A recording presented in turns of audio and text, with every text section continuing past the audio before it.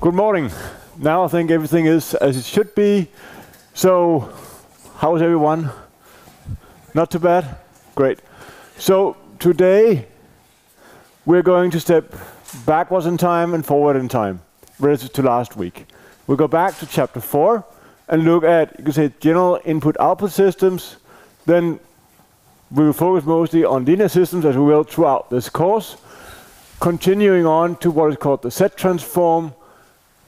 Then we're going to look at something that is just an extension of what we've done so far. We looked at the autocorrelation function. Now we'll do the cross-correlation function. It's basically like going from variance to covariance. And then at the end, we will look at a new class of models, so-called transfer function models.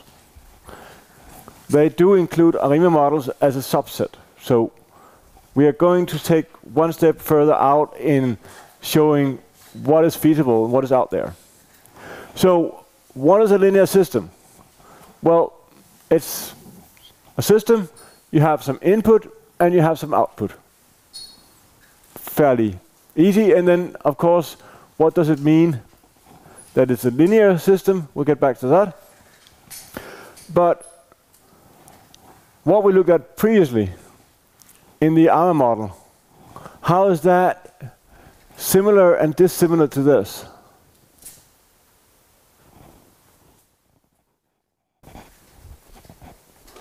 The difference is that in this case we assume that we know the input, whereas in the ARMA models we assume that we just have some white noise. So we're going to something that is more known than what we've done previously. So, as an example, just thinking of what is a linear system, what is a dynamic system. I don't know how you've thought about that. What is a dynamical system? What is the reason why the section I'm belonging to is called dynamical systems? Any reasoning why that makes somewhat sense, at least to some of us?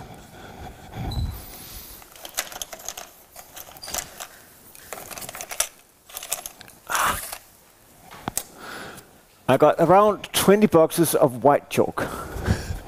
And I got one piece of green. Oh, and an orange, whatever. Will do. So, just as an example, imagine that we have a room. Let's just give it a little bit of dimension, and then inside this room, we have a box. We're just looking at a cross section, so I won't make the full depth, but just indicate that it's a box. Now, this box is made out of some walls.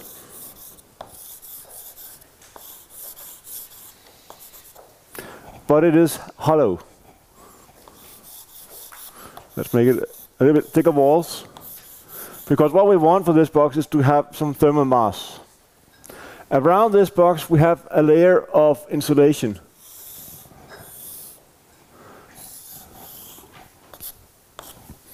And insulation, I'm not that good at drawing buildings, but I have learned that you use a wave sort of like this to indicate insulation. Now, the example here is that now we keep the temperature. We have some time, and then we have the temperature. Then we keep the temperature steady at, say, 20 degrees Celsius. That means that everything in this room, let the room temperature be green, and let the box in here be orange. So everything, both the green and orange, is at exactly 20 degrees. I just offset them so you can see them both. Now, at some point, we've waited a long time. Then what happens is that we take the room temperature and we knock it up to something. And then we keep it fixed there. It says 100 degrees, it doesn't really matter for the story. Now, I've done half of the work. Maybe the easy half, because what is now the question is, what happens to the temperature of the box inside the insulation?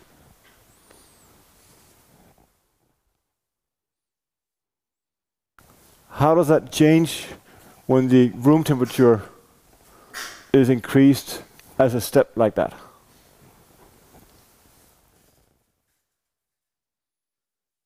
Effectively, we're back to high school physics, but I would like to go a little bit deeper than just high school physics. I'll give you a moment to think. And feel free to just discuss with your neighbors what you think is a good, what is going to happen.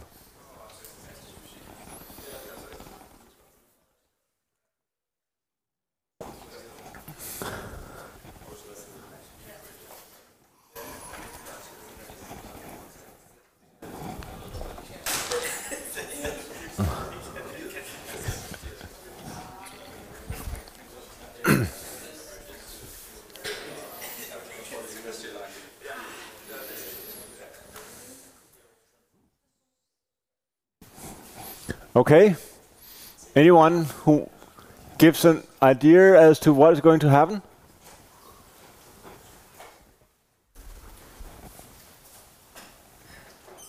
What do you think will happen?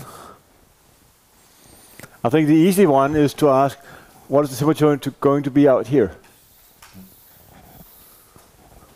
Where will it end? 100. At least close to 100. It's one of those, it's never going to touch. Except for rounding errors. Yes? Well, what happens after this point? Gandalf? It seems intuitive if the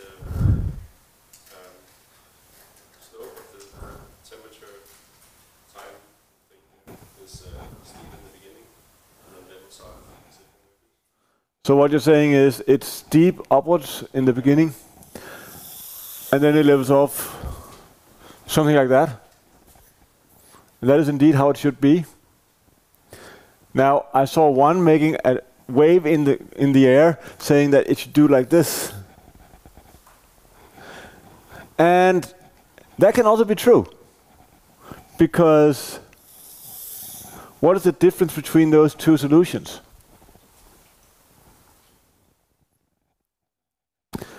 That's a matter of, if it is the first one there, that means that then we are assuming that the insulation here has no thermal mass, and you immediately start to transfer energy. So in that case, you will get that situation. In practice, you can say insulation does have a thermal mass. It's much smaller than concrete. But it means that there will be a point in a short while where things does not really actually start to increase, because we need to have some energy transferred. So there's a delay in the insulation. So depending on the time scale here, you may or may not see that step. But then at some point, we got things going. So I think both answers are actually correct. To some extent, because I did not specify the properties, the relative thermal properties of the concrete to the insulation. So it's one of those questions that have multiple correct answers. I'll try to make more. So if I ask a question like that again, please ask me to specify the conditions. Anyways, so this is what we call a step response. You get a step change in input, and then you look at what is the response in the output. And that's one way you can say, try to characterize what happens to a system, that is to do stuff like that. You can also say, well, what is the likelihood that we can change the room temperature from 20 to 100 degrees? Probably slim, unless we have something that can do it. I mean, we can add a lot of heat, that's easy. But to hit it exactly at 100 degrees, It's one of those things that makes textbooks easier to write, but it doesn't really reflect reality. You can, of course, just blow some 100 degrees air in there, and thereby actually get that an airflow around the box that is 100 degrees. But there are things that are easier to kind of do the calculations if you do some assumptions. But what this is about is to say you have some input to a system. In this case, it's quite noisy. And then you look at the output, and then the question is, what can we actually say about the system? In this case, just a simple box. And if you think back, what is it actually you're solving? For the simple solution there, what is that? Which kind of mathematical equation are you solving when you do that?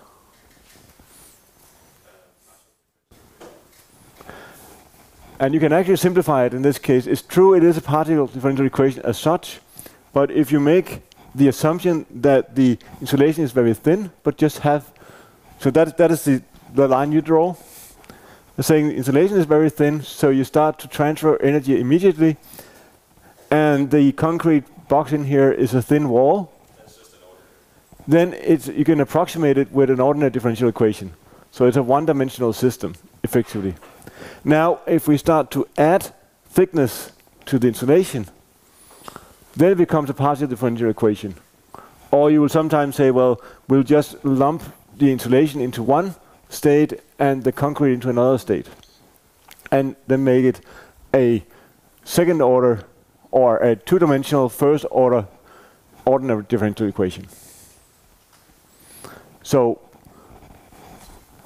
and that's kind of what we'll do here, is just to assume that, well, if you have a first order differential equation, how would we represent that in discrete time? Yes? It's a difference equation. Have you looked at difference equations so far?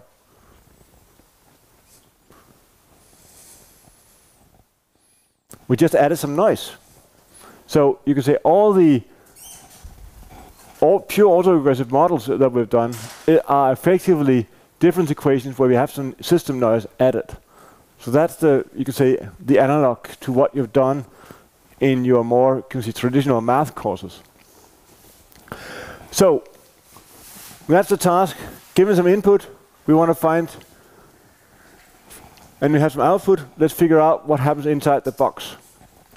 So this could be result from, you can see another example, a case with a step response, where you say you have a step change in the input, and then you look at, for the red bars here, those are the red points are the calculated step response given, in this case, a known model, and the black could be estimated step response. We'll get back to how to estimate that. But that's what we're going to kind of use as one input. Now, there are many different forms of linear models. What we have just mentioned briefly right now is you can have a differential equation. There you have a continuous time input signal, and you have a continuous time output signal. That is how most things actually work in practice, but we do observe pretty much everything that we do observe nowadays are digital. That means also we sample.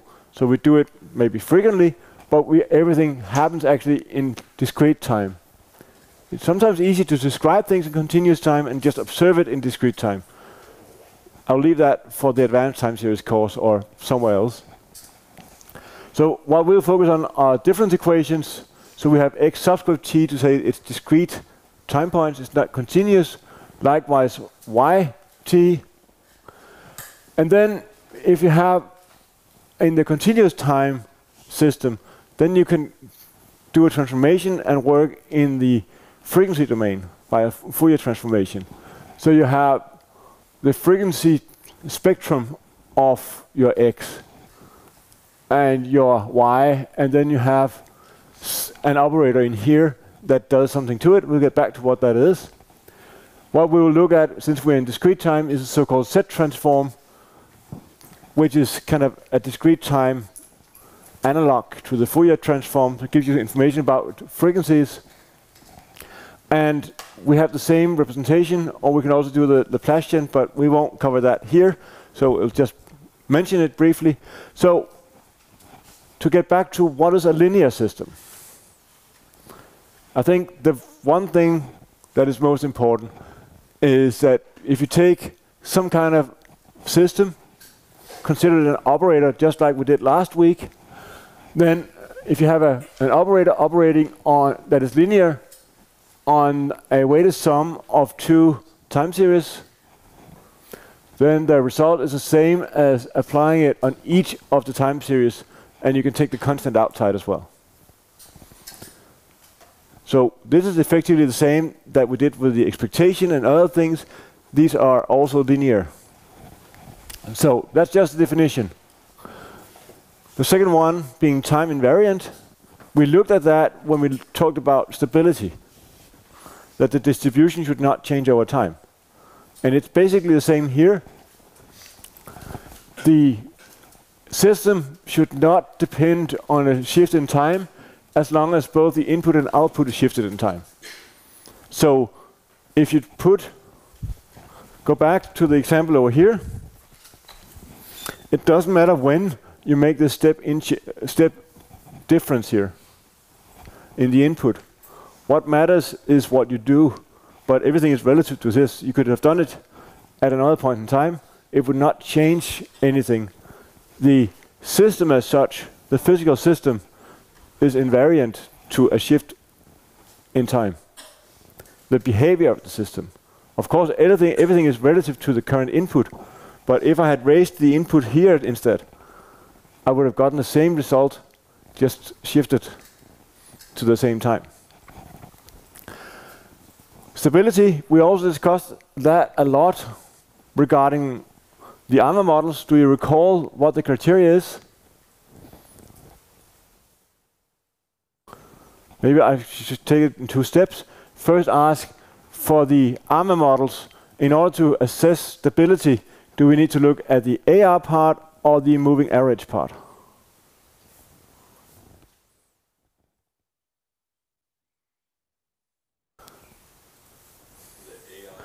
Exactly, we have to look at the autoregressive part. And what we have to look at is the characteristic polynomial, and then we have to look, we put in set inverse, and then we solve that, and then we look at the roots, equal to 0, sorry. We solve that equal to 0, and then we look at the roots, and what should hold for those roots, if it is stable. They should be inside the unit circle, exactly. Now, I tried to make a bridge back to the Math 1 course for difference equations. Now, if you have a difference equation and you want to look at that, then you look at, say, the eigenvalues of the matrix that brings you from one point in time to the next point in time. What decides if a system is going to explode or not?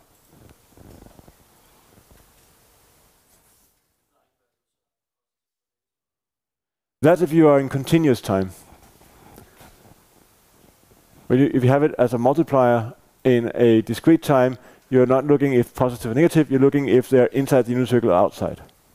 Did we have that in Math 1? Discrete time? Maybe you didn't, sorry. So in continuous time, you're absolutely right. In continuous time, what you're doing is that you're looking at if you have positive eigenvalues, then it's a unstable system. If you have negative eigenvalues, it's a stable system. When you map that to discrete time, what happens? Now I'll just take the mental step, so you have it for later. What you do when you have a difference equation is basically that you say,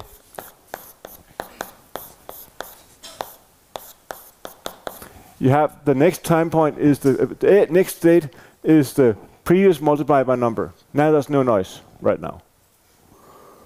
So it's quite easy to see, well, this A, the condition is that it has to have some kind of norm that is less than unity, right?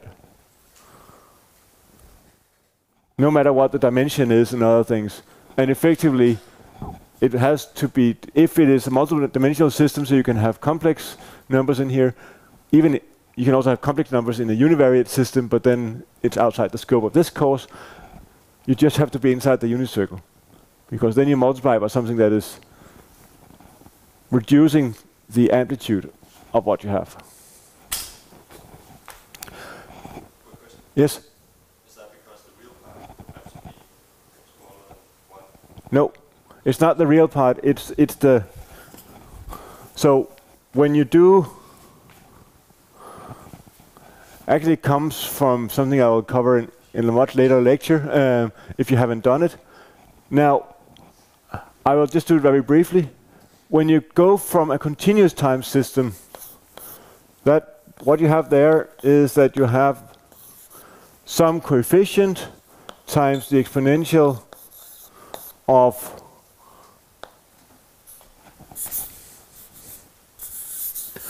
take that way, the exponential of another coefficient times, oh, so this is a differential equation I'm looking at. I wanted to not do that. I'm stepping too far away from my manus. So what we're looking at is the x dt, in that case being just a constant times xt, right? And then what is the solution there is this has to have negative real part. And the solution to this is that x of t is equal to some constant, that's another constant, let's call it x0 times the exponential of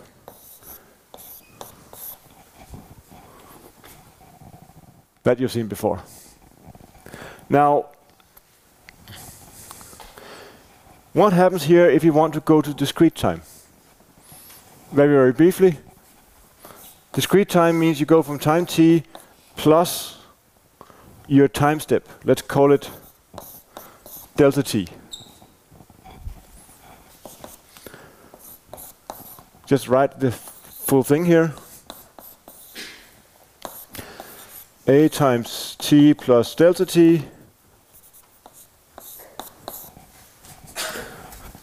close that parenthesis as well. So what happens if I want to look at this as a difference equation? How do I go from this to that?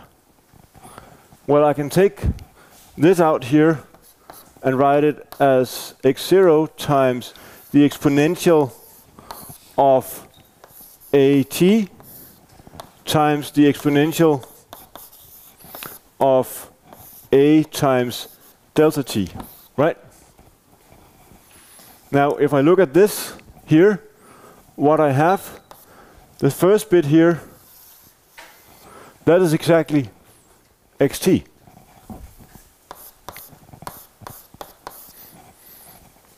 And then I just have to multiply by this out here, the exponential of a times delta t, right? Now, if I keep delta t constant, because I sample at a constant rate, this out here is a constant, right? So if I label this out here uppercase A, then what I get from this is that xt plus delta t, or plus 1, let's just do it in discrete time, is a constant matrix or vector A times the previous time point. Can you follow me that far? So what we discussed just before for stability is that A has to have negative real part to be stable.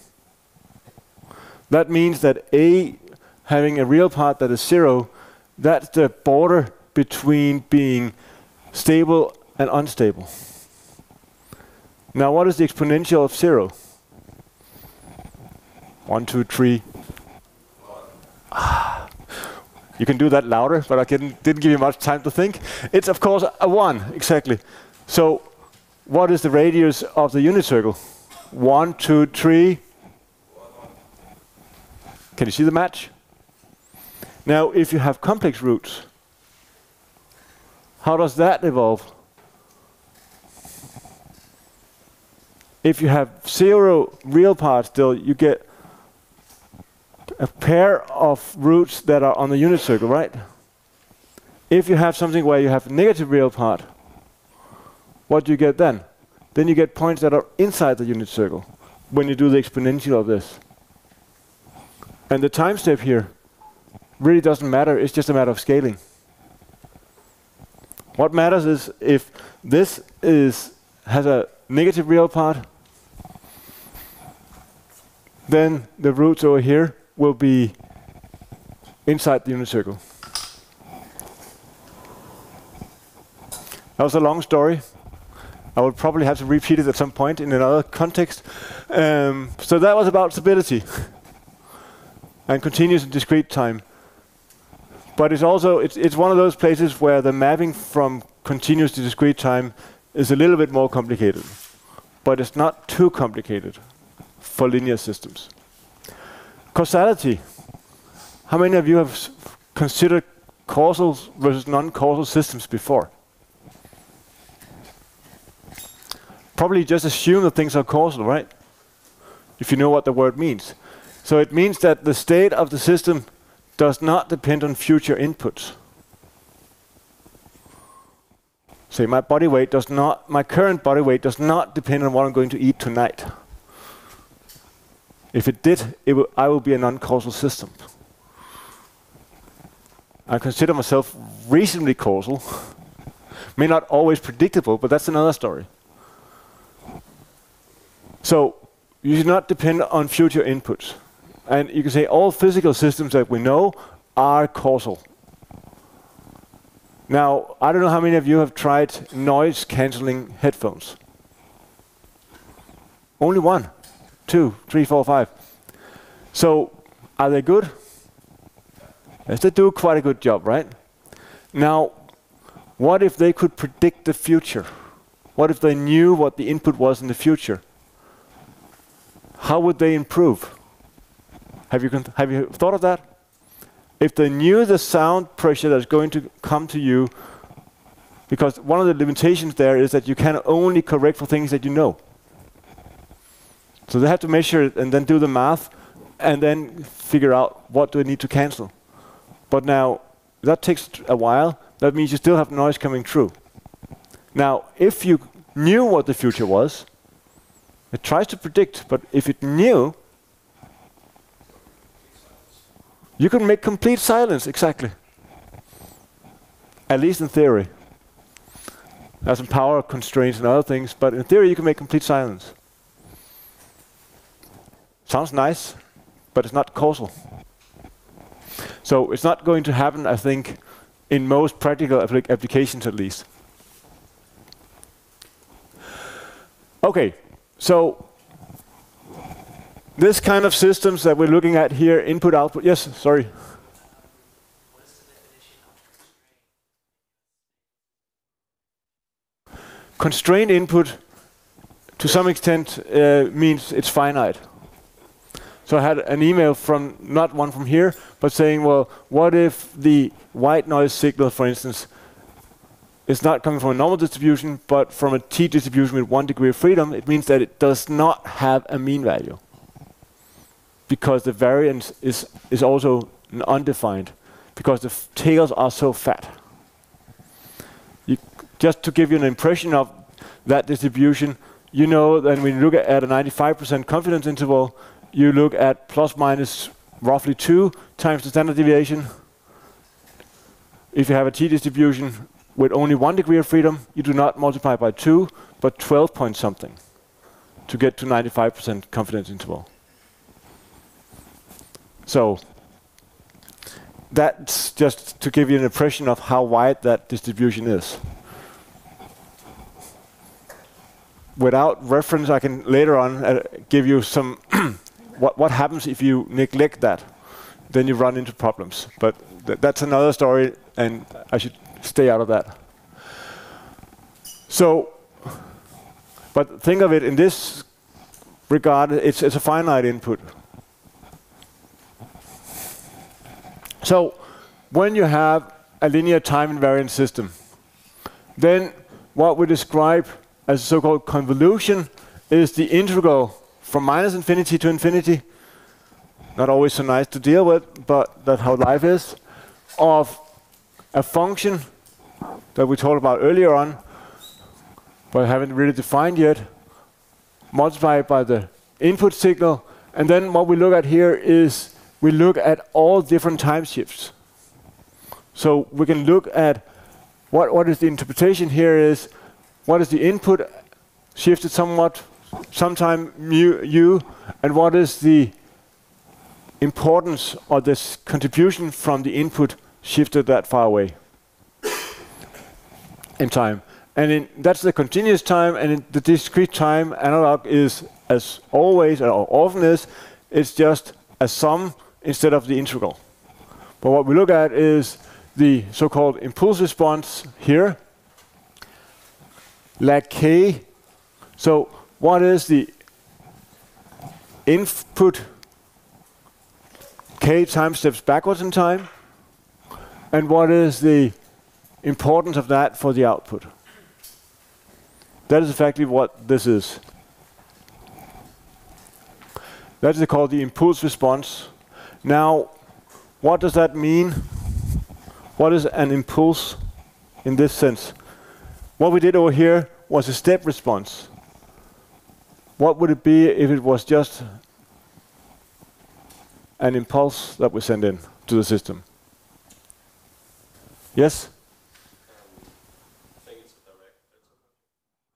In discrete time, yes, it's a direct delta function. How many does not know that? A few. Basically, what we're looking at, and I'll get back to it, it's the last point down here. It's called, we often refer to it as sending a 1 through the system. So what the direct delta function is saying that the input xt can take two values. It's 1 if t is equal t to 0. Otherwise, it's 0. Yeah?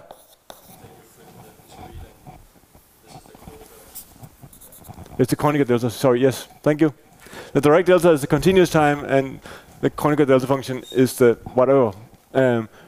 What we're doing in discrete time, and I'll stay in discrete time, I think, for the rest of the lecture, is we'll have for time difference, when the time input index there is 0, we get a 1, otherwise we get a 0. So that's the, and in a continuous time analog, you get an infinite peak exactly at that point, but that's not so nice to work with. This is much nicer to work with. So how does that work? If you send a 1 through the system here, it means that for yt, the output here, what does that? What do you get there?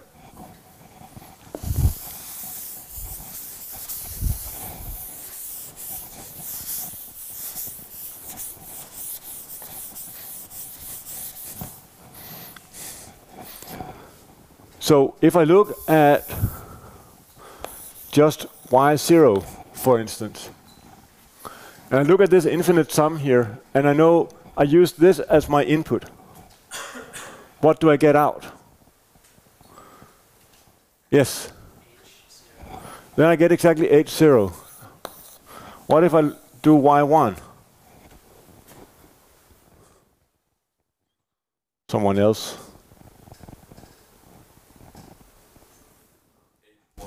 Exactly. So, and of course I could continue like this. But the nice thing about doing this is if you are able to send a structure signal like that into a system, you actually get those coefficients out. And the infinite sums becomes easy because there's only one element that gives a contribution to the sum. Then I think most of us can handle them, right? So that's what we have there. The step response, as we looked at in the example over here, well, what you get there is then the sum of all the previous. Yes? Can you explain to me why it's only h1 and it's 0? Yes, I can add words to that. So what we have up here, since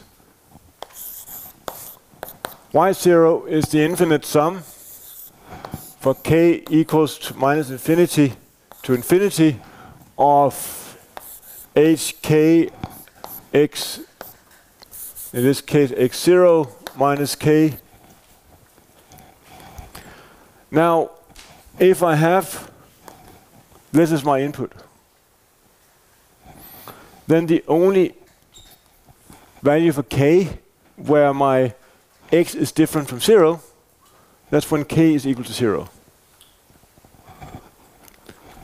Therefore, I only get a0 out. And if I go to 1, well, it will be the same, but let's just write it up. Infinite sum k equals minus infinity to infinity of hk x1 minus k. It's only when k is equal to 1 that the time subscript for x is 0, and thereby we get h1. Yes? Don't you assume the system to be causal now? Oh no. I actually don't assume it to be causal right now. I would like to, but that's another story. But I don't have any assumptions. The only thing is that I know the input. And back in chapter 4, we know the input. It's not necessarily white noise. So that's the reasoning there. And that I'll make an example later for a real system, how to do this. So let's take this system here.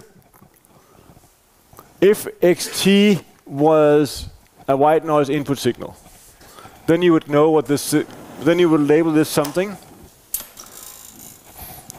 You label it an AR1 process, right? But now we'll just look at it as a known input signal. If we look at this, then we can take the yt minus 1, move that to the right-hand side to get this formulation. Then we can take the yt minus 1 and insert the expression for that, being b xt minus 1 plus a yt minus 2. And then we can take yt minus 2 and insert, and that means we get this infinite sum of weights on the previous inputs. It's just like the AR1 model that we looked at earlier on.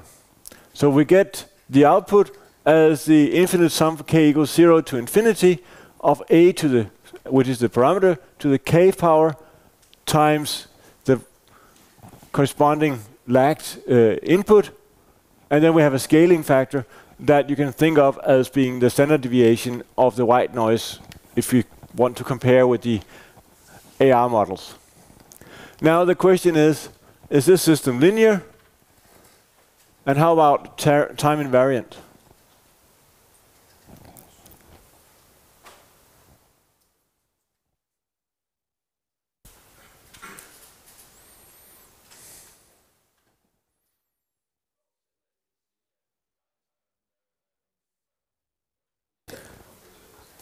I agree it's linear, because if, what is the definition is, if you take the sum of two inputs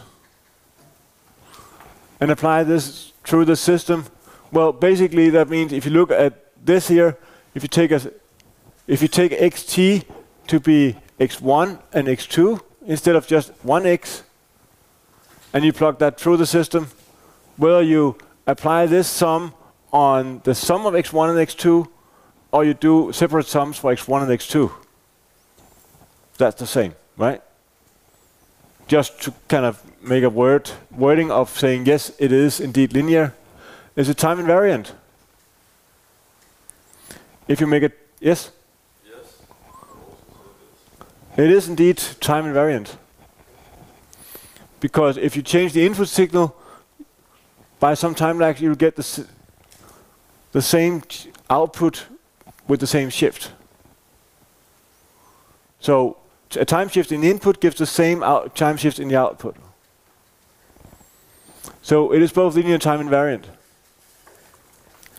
Now, in this case, if we look at this, this is exactly the definition of the step response.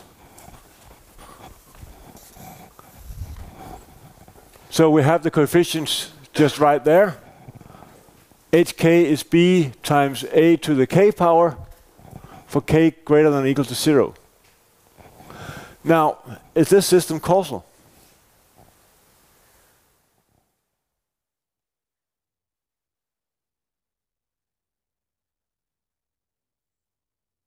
Yes? Yes. Because for YT,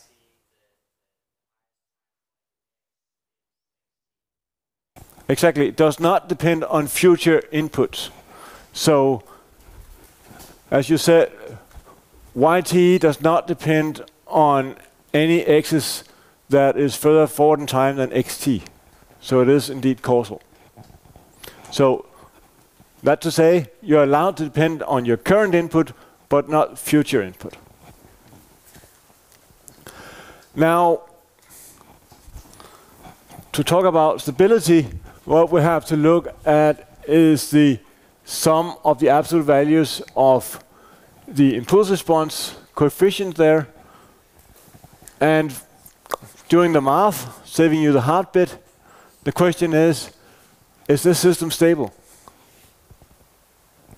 So stable does mean a constrained input give a constrained output.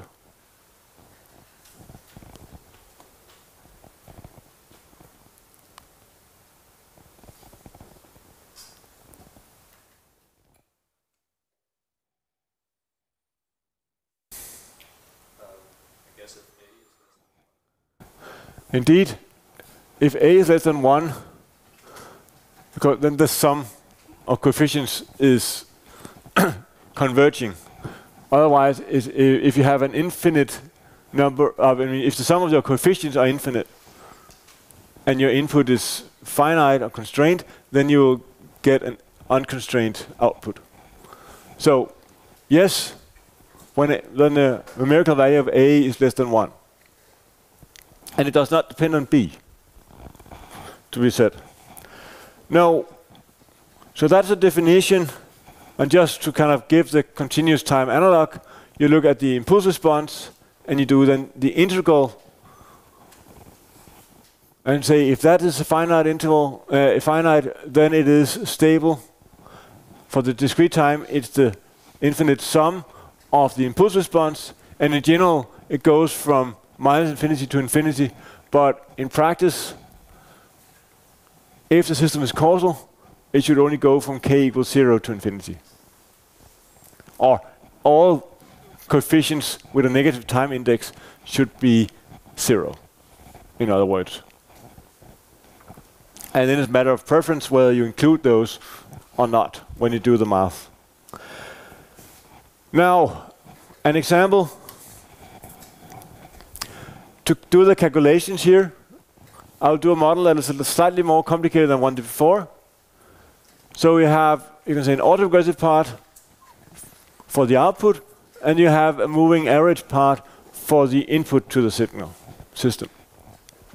Again, we can rewrite it by shifting the left-hand side 0.8 times yt minus 1. We can move that to the right-hand side just to make calculations easy. And let me just write it like that. Yt equals 0.8 times yt minus 1 plus 2 xt minus xt minus 1. Now, what we discussed here was, in order to estimate the impulse response, we just send a 1 through the system. And let's just do that. So, what is y0? Well, that's 0.8 times the previous, which was y minus 1, which we say, well, since we use the canonical delta function here, we have not have any, if we use any negative time points here, we get a 0 as input, right? And that means that no matter how far you go backwards in time, you have always had a 0 of input. So I should actually start with y for t less than 0. I know it's not nice for notation, but then we get a 0 because we have never had any non-zero input. Therefore, the first one that actually is of interest is y0, where we get 0.8 times the 0 we got from previous time, plus 2 times x0 minus x minus 1. So what does this give?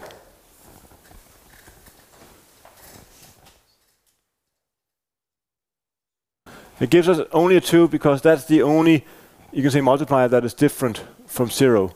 So we get a 2 here.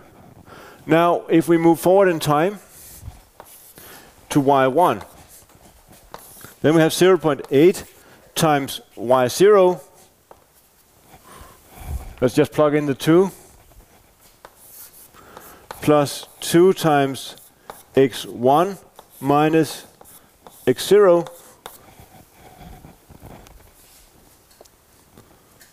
What is this?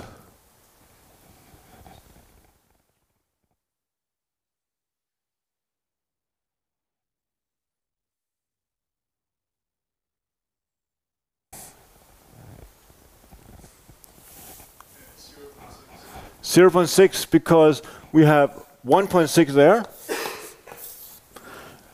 Now this 2 times x1, that x1 is a 0, but we have a minus 1 out here. So that is 0.6. Now when we go to y2, it is again 0.8 times the previous value, that was 0.6, plus, and then we'll have 2 times x2 minus x1. And what you will see from now on is that from now on, the further you go forward in time, you have no input signal. So what you're left with is this part here, 0.48. And that also means that when you go further forward in time, what you get is 0.6 that we got from up there, from lag 1,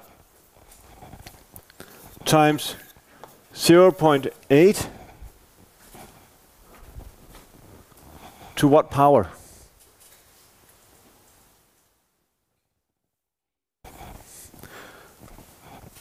What do I have here? Which power do I have here?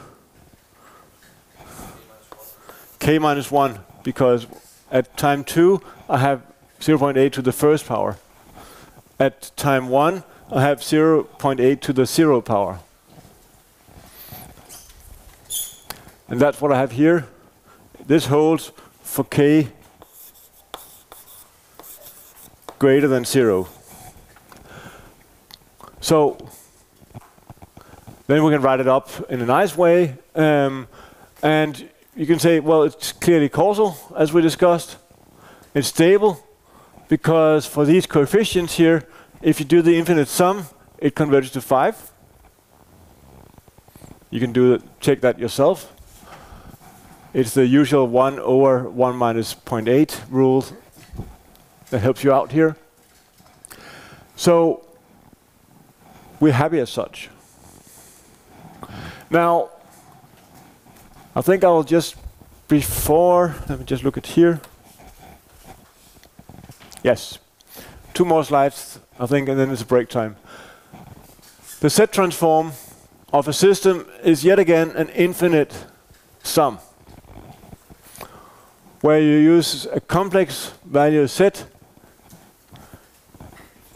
Consider it hovering around as a kind of a, not a frequency, but it's similar to frequencies in continuous time. So if you look at a time delay, what you do that is that you shift things backwards in time. You define that as z to the minus tau of x of z here. So here the notation of uppercase x is not a stochastic variable or random variable. It's the different representation of the system. So you do the z transform of xt denoted uppercase x of z, and it's defined in this way. And we can also do the z transform of the impulse response that we looked at, then we call it a transfer function. In a moment I'll get back to why this is useful. So that is what we have here. So rather than of xt, we do it of the impulse response, and we label that the transfer function. So what does that mean? The definition here is that this is the system that we have it in a time domain.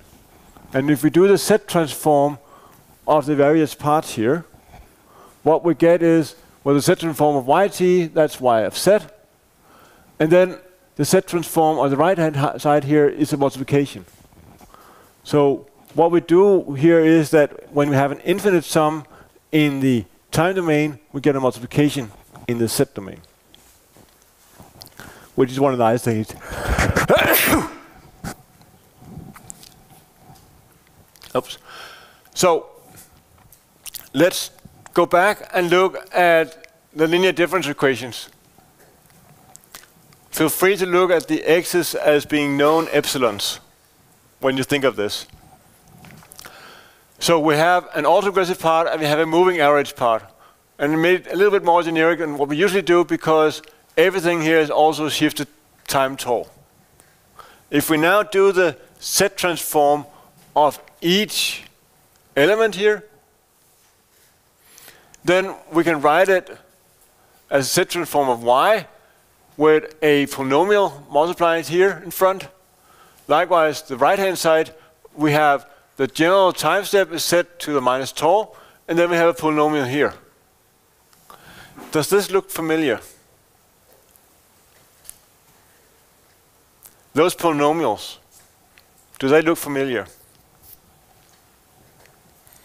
If you instead of set to the minus some power had something different to the same power. We'll get back to that.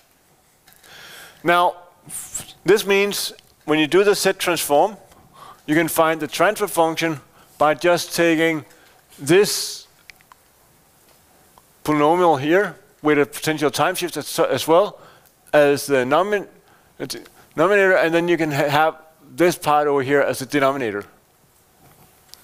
So you're looking at just a fraction.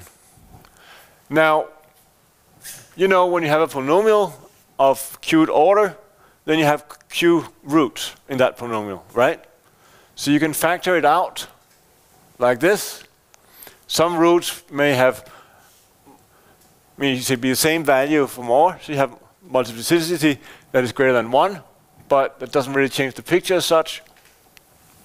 What we call the roots, the ends up here, we call those the zeros, because that's when you get 0 transferred, when you multiply by 0. And when the lambdas down here, we call those the poles of the system, because that's when you get close to those, that's where the system explodes. Now, the system is stable if all poles lie within the unit circle. Think back to the AMA models. That polynomial there, what did you do in assignment 2?